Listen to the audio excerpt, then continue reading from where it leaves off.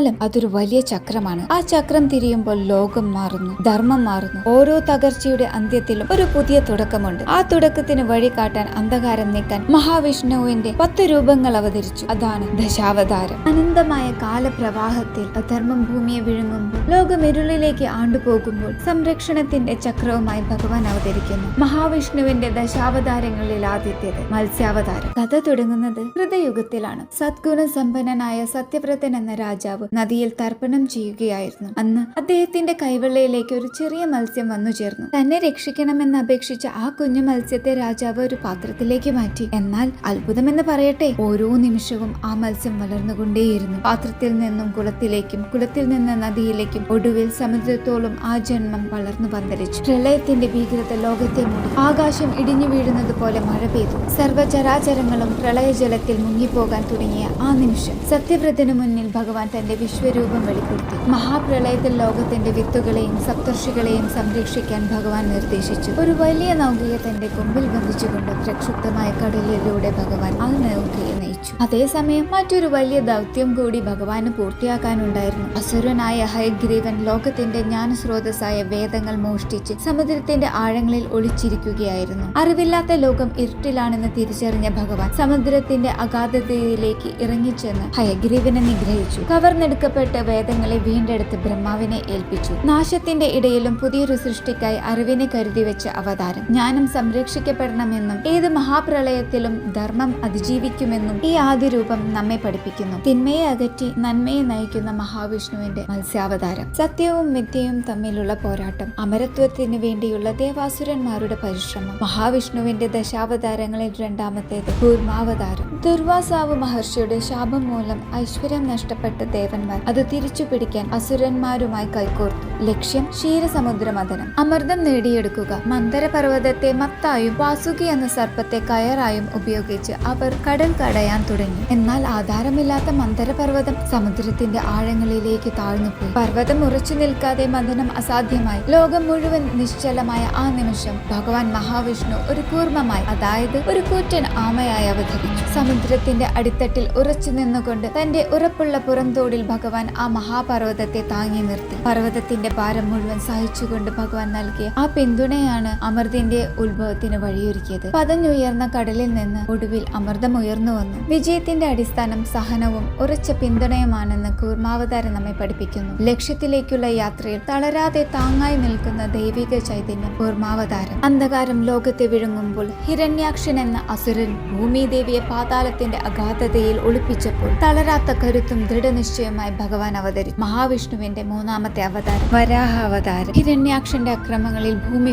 വേദങ്ങളെയും പുണ്യങ്ങളെയും അവൻ തടവിലാക്കി. പ്രപഞ്ചത്തിന്റെ താളം തെറ്റിയ ആ നിമിഷം ബ്രഹ്മാവിന്റെ നാസാരന്ധ്രത്തിൽ നിന്ന് ഒരു കുഞ്ഞു വരാഹമായി അവതരിച്ച് ആകാശമുട്ടെ വളർന്ന മഹാവിഷ്ണു സമുദ്രത്തിന്റെ ആഴങ്ങളിലേക്ക് കുതിച്ചു. പാതാളത്തിന്റെ ഇരുളിൽ ഭൂമിദേവിയെ കണ്ടുപിടിച്ച വരാഹമൂർത്തിയെ ഹിരണ്യാക്ഷൻ തടഞ്ഞു. നീണ്ട കാലം നീണ്ടുനിന്ന ആ മഹായുദ്ധത്തിൽ ഭഗവാൻ അസുരനെ നിഗ്രഹിച്ചു. തന്റെ കരുത്തുറ്റ ദംഷ്ട്രങ്ങളിൽ ഭൂമിദേവിയെ താങ്ങി പിടിച്ചുകൊണ്ട് ഭഗവാൻ സമുദ്രത്തിന് മുകളിലേക്ക് ഉയർന്നു വന്നു. അടിച്ചമർത്തപ്പെട്ടവരെ ഉയർത്തുന്നവനാണ് ദൈവം. എത്ര വലിയ പ്രതിസന്ധിയിലായാലും തളരാതെ പോരാടി ലോകത്തെ രക്ഷിക്കണമെന്ന വലിയ പാഠമാണ് വരാഹമൂർത്തി നമുക്ക് നൽകുന്നത്. ധർമ്മത്തിന്റെ ഉദാരകൻ വരാഹ അവതാരം. അഹങ്കാരം പരിധി ലംഘിക്കുമ്പോൾ, ഞാനാണ് ദൈവമെന്ന് അസുരൻ പ്രഖ്യാപിക്കുമ്പോൾ, തൂണിലും തുരുമ്പിലും ഭഗവാന്റെ സാന്നിധ്യമുണ്ടെന്ന് തെളിയിക്കാൻ ആ രൂപം വെളിപ്പെട്ടു. പകുതി സിംഹവും പകുതി മനുഷ്യനും. നരസിംഹാവതാരം. ഹിരണ്യകശിപു എന്ന അസുര ചക്രവർത്തി ബ്രഹ്മാവിൽ നിന്ന് അജയമായ ഒരു വരം നേടി. പകലോ രാത്രിയോ, വീടിന് അകത്തോ പുറത്തോ, മനുഷ്യനോ മൃഗമോ ആയുധങ്ങളോ തന്നെ കൊല്ലരുത് എന്നതായിരുന്നു ആ വരം. എന്നാൽ ഭക്തപ്രഹ്ലാദന്റെ അചഞ്ചലമായ വിശ്വാസത്തിന് മുന്നിൽ ആ വരങ്ങളെല്ലാം നിഷ്പ്രഭമായി. നിന്റെ ദൈവം എവിടെ എന്ന ഹിരണ്യകശിപുവിന്റെ പരിഹാസത്തിന് മറുപടിയായി കൊട്ടാരത്തിലെ കൽത്തൂണ് പിളർന്ന് ഭയാനകമായ ഗർജനത്തോടെ സിംഹത്തിന്റെ തലയും മനുഷ്യന്റെ ഉടലുമായി ഭഗവാൻ പുറത്തു വന്നു. സന്ധ്യാസമയത്ത് ഉമ്മറപ്പടിയിലിരുന്ന് ആയുധങ്ങൾക്ക് പകരം തന്റെ മൂർച്ചയുള്ള നഖങ്ങൾ കൊണ്ട് ഭഗവാൻ അധർമ്മത്തെ കീറിമുറിച്ചു. ഹിരണ്യകശിപുവിന്റെ അന്ത്യത്തോടെ ലോകം ഭയത്തിൽ വിറച്ചു. എന്നാൽ പ്രഹ്ലാദന്റെ നിഷ്കളങ്കമായ ഭക്തിക്ക് മുന്നിൽ ആ കോപം അലിഞ്ഞില്ലാതായി. നരസിംഹമൂർത്തി ശാന്തനായി തന്റെ ഭക്തനെ അനുഗ്രഹിച്ചു. വിശ്വാസം എവിടെയുണ്ടോ അവിടെ ദൈവമുണ്ട്. ദുഷ്ടത എത്ര വലിയ വരങ്ങൾ നേടിയാലും നീതിക്ക് മുന്നിൽ പരാജയപ്പെടുമെന്ന് ഈ അവതാരം നമ്മെ ഓർമ്മിപ്പിക്കുന്നു. ഭക്തരക്ഷകൻ നരസിംഹാവതാരം. അധികാരം അഹങ്കാരമാകുമ്പോൾ കരുണയോടെയുള്ള തിരുത്തലായി ഭഗവാൻ എത്തുന്നു. ദശാവതാരങ്ങളിൽ മനുഷ്യരൂപത്തിൽ ഭഗവാൻ കൈക്കൊണ്ട ആദ്യ രൂപം ബ്രാഹ്മണ ബാലനായി വന്ന പ്രപഞ്ചനാഥന്റെ വാമനാവതാരം. അസുര ചക്രവർത്തിയായ മഹാബലി തന്റെ കരുത്തുകൊണ്ട് 3 ലോകങ്ങളും കീഴടക്കി. പ്രജാവത്സലനായിരുന്നെങ്കിലും ഇന്ദ്രപദവി കൈക്കലാക്കാനുള്ള ബലിയുടെ ശ്രമം ദേവന്മാരെ ഭയപ്പെടുത്തി. ബലിയുടെ അഹങ്കാരം അകറ്റാനും ലോകക്രമം നിലനിർത്താനും ഒരു കുഞ്ഞു ബ്രാഹ്മണ ബാലന്റെ വേഷത്തിൽ ഭഗവാൻ മഹാബലിയുടെ യജ്ഞശാലയിലെത്തി. എനിക്ക് ചോദിക്കാനുള്ളത് ഒരു 3 അടി മണ്ണ് മാത്രമാണെന്ന് വാമനൻ പറഞ്ഞു. ശുക്രാചാര്യരുടെ വിലക്ക് വകവയ്ക്കാതെ മഹാബലി ആ വാക്ക് നൽകി. എന്നാൽ അടുത്ത നിമിഷം ആ കുഞ്ഞു ബാലൻ ആകാശം മുട്ടെ വളർന്ന് ത്രിവിക്രമനായി മാറി. തന്റെ ആദ്യത്തെ ചുവടുവെപ്പിലൂടെ ഭൂമിയും 2ാമത്തെ ചുവടിലൂടെ ആകാശവും ഭഗവാൻ അളന്നു തീർത്തു. 3ാമത്തെ ചുവടിനായി ഇടമില്ലാതെ വന്നപ്പോൾ വാക്കിൽ ഉറച്ചു നിന്ന മഹാബലി തന്റെ ശിരസ് കുനിച്ചു കൊടുത്തു. ഭഗവാൻ തന്റെ പാദം ബലിയുടെ തലയിൽ വെച്ച് അദ്ദേഹത്തെ പാതാളത്തിലേക്ക് അനുഗ്രഹിച്ച് അയച്ചു. തന്റെ ഭക്തന്റെ സത്യസന്ധതയിൽ പ്രസന്നനായ ഭഗവാൻ ആണ്ടിലൊരിക്കൽ പ്രജകളെ കാണാൻ ബലിക്ക് അനുവാദവും നൽകി. ത്യാഗത്തിന്റെയും സമർപ്പണത്തിന്റെയും കഥയാണിത്. അഹങ്കാരം വെടിഞ്ഞ് സർവസ്വവും ദൈവത്തിന് സമർപ്പിക്കുന്നവനെ ദൈവം ഹൃദയത്തോട് ചേർക്കുമെന്ന് വാമനാവതാരം പഠിപ്പിക്കുന്നു. മഹാബലിയുടെയും ഓണത്തിന്റെയും സ്മരണയുണർത്തുന്ന വാമനാവതാരം. അധികാരം അന്തമാകുമ്പോൾ, ഭരണാധികാരികൾ അക്രമികളാകുമ്പോൾ നീതിയുടെ കോടാലിയുമായി ഭഗവാൻ അവതരിക്കുന്നു. ദശാവതാരങ്ങളിൽ ചിരഞ്ജീവിയായ അവതാരം ഭാർഗവരാമൻ എന്ന് വിളിക്കപ്പെടുന്ന പരശുരാമാവതാരം. ജമദഗ്നി മഹർഷിയുടെയും രേണുകയുടെയും പുത്രനായി ജനിച്ച രാമൻ കഠിനമായ തപസ്സിലൂടെ ശിവഭഗവാനിൽ നിന്ന് പരശു എന്ന കോടാലി പരമായി നേടി. അക്കാലത്ത് കാർത്തവീര്യാർജുനനെ പോലെയുള്ള ക്ഷത്രിയ രാജാക്കന്മാർ തങ്ങളുടെ കരുത്ത് ദുരുപയോഗം ചെയ്ത് ലോകത്തെ പീഡിപ്പിക്കുകയായിരുന്നു.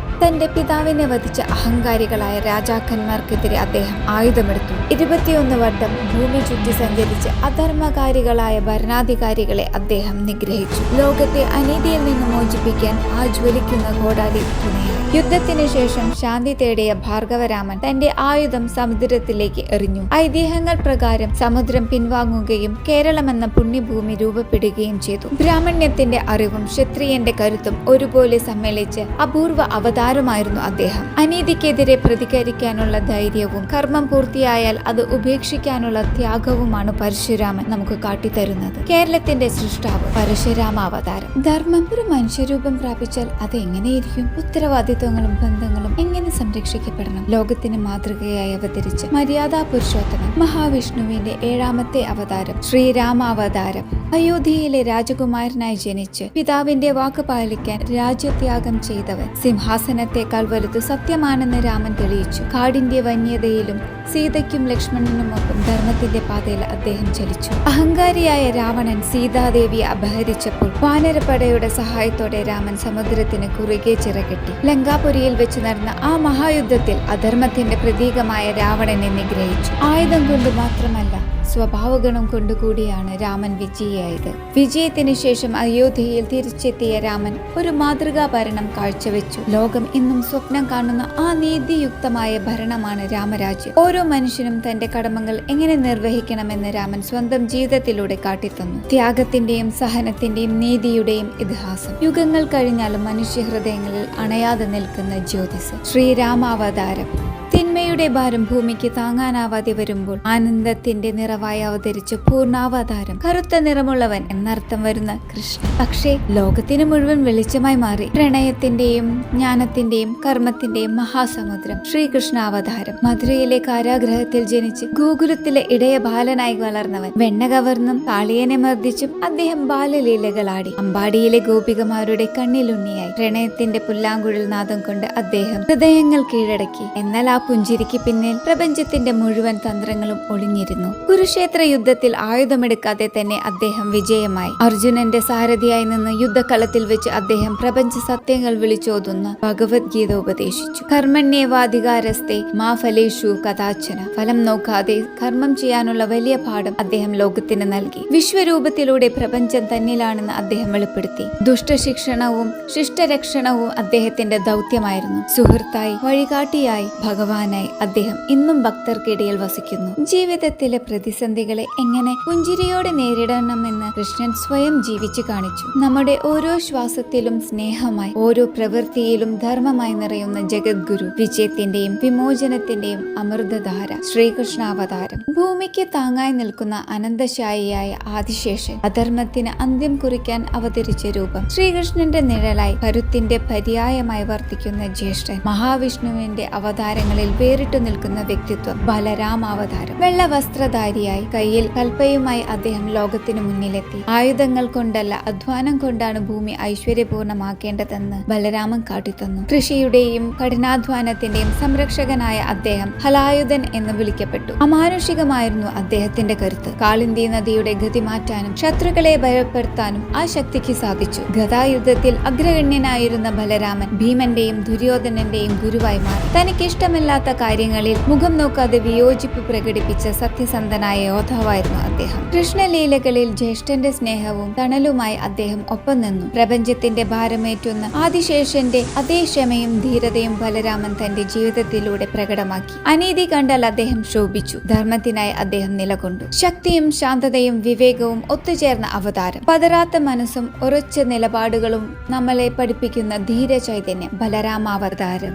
അധർമ്മം അതിന്റെ ഉച്ചസ്ഥായിയിലെത്തുമ്പോൾ ഇരുൾ ലോകത്തെ പൂർണ്ണമായും വിഴുങ്ങുന്നു. കലിയുഗത്തിന്റെ അന്ത്യം കുറിക്കാൻ ആ മഹാ തേജസ് അവതരിക്കും. ദശാവതാരങ്ങളിൽ വരാനിരിക്കുന്ന അവസാനത്തെ അവതാരം കൽക്കി അവതാരം. സത്യവും ധർമ്മവും വിസ്മരിക്കപ്പെടുകയും അനീതിയും അക്രമവും ഭരണാധികാരികളാവുകയും ചെയ്യുന്ന ഒരു കാലം. മനുഷ്യത്വം മരവിക്കുന്ന ആ അന്ധകാര യുഗത്തിൽ വിഷ്ണു യശസ് എന്ന പുണ്യപുരുഷന്റെ പുത്രനായി ഭഗവാൻ ജന്മമെടുക്കും. ഇരുട്ടിനെ കീറിമുറിക്കുന്ന മിന്നൽ പിണറായി കൽക്കി മാറും. ദേവദത്തം എന്ന വെളുത്ത കുതിരപ്പുറത്ത് ജ്വലിക്കുന്ന വാളുമായി ഭഗവാൻ പ്രത്യക്ഷപ്പെടും. അദ്ദേഹം വെറും ഒരു പോരാളിയല്ല, മറിച്ച് കാലത്തിന്റെ ശുദ്ധീകരണമാണ്. അധർമ്മത്തിന്റെ വേരറുത്ത് ലോകത്തെ പാപങ്ങളിൽ നിന്ന് മുക്തമാക്കാൻ ആ ദിവ്യ ദേവായുധം ഉയരും. കൽക്കിയുടെ വരവോടെ കലിയുഗം അവസാനിക്കും. നാശത്തിനൊടുവിൽ ഒരു പുതിയ ഉദയം, ഹൃദയുഗം അഥവാ സത്യയുഗം പുനർജനിക്കും. തിന്മയുടെ അന്ത്യം നന്മയുടെ പുതിയൊരു തുടക്കമാണെന്ന് കൽക്കി അവതാരം നമ്മെ ഓർമ്മിപ്പിക്കുന്നു. കാലത്തിന്റെ ചക്രത്തെ തിരിച്ചുവിടുന്ന മഹാശക്തി, നീതിക്ക് വേണ്ടിയുള്ള കാത്തിരിപ്പ്, പ്രകാശത്തിലേക്കുള്ള മടക്കം, ദശാവതാരങ്ങളുടെ പരിസമാപ്തി കുറിക്കുന്ന പ്രപഞ്ചരക്ഷകൻ കൽക്കി അവതാരം.